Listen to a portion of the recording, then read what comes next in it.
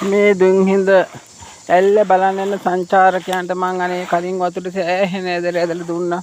මම මේ සැරේ හැතැම්ම ගානකින් ඉඳලා ඒ බටදාරතා මහත්තයගේ සහයෝගය එක්ක මේ වගේ බට ඇදලා දැම්මා.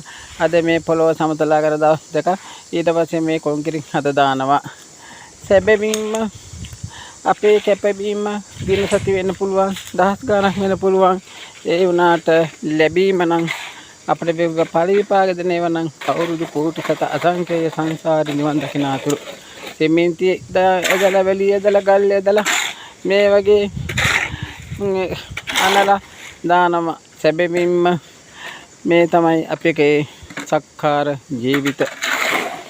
අද සිමෙන්ති කොට්ටියක් මෙතෙන් දෙන්නේ 2800ක් වෙන විට වැලි ටික ගල් ටිකට බලුවාම රුපියල් 8000ක් විතර වෙන විට ඒ වගේම කුලියත්නම් දෙකක් වැඩ කරනකොට ඒ වගේම රුපියල් කැම්පින් ගද රුපියල් 7000ක් වෙන දවසකට.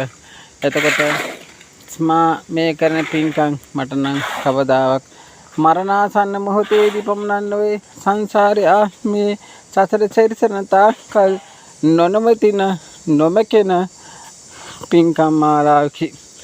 ඒ වගේම දුන්හිඳ වංගුවේ සැල්ල දක්වා කිසිම ජල පහසුකමක් නැහැ. පායන කාට පිට තරස්නේ මේ වටේ ගස් හිටවල ගස් ටික රැකගෙන තියෙනවා මගේ ප්‍රදේශයේ. ඒ වගේම කොඩි සුනාමි ඇවිල්ලා මෙතන ගිහුව ජලටැංක එකම ගියා සේරම. නමුත් මෙතන ලොකු පර්වත ගල් හැදුනා. මේ කොඩි වලට උසට ඒ පස් පිරුණා. නමුත් මේ කොඩි වල ගැට ගහලා තියෙනා ඌ මේ ගස් මේ වලට ඒ ගස් වලට කිසිම හානියක් සිදුුනේ නැහැ.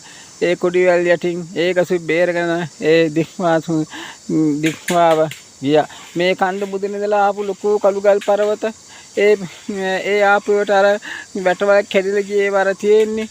එහෙමනම් පින්කම් කරොත් ඒ පින්කම අපට සදාකල් සංසාරේ නිවන් දකින අතුරු ආත්මයක පින් දෙයි. ඒව නොකරන කට්ටිය බලයින කට්ටිය ඉරිසියා කරයි, හොරකම් කරයි, වලක්වයි කඩයි. නමුත් ඒවා කරන පින් බලෙන් වලක්වන්න බෑ. බුදුරජාණන් වහන්සේගේ වජ්‍රාසනය ලබාගෙන කොච්චර මහන්සි ගත්තද දේවදත්ත බැරි වුණානේ. ඒ වජ්‍රාසනය බුදුහාඳුනන පහරච්ච හින්දා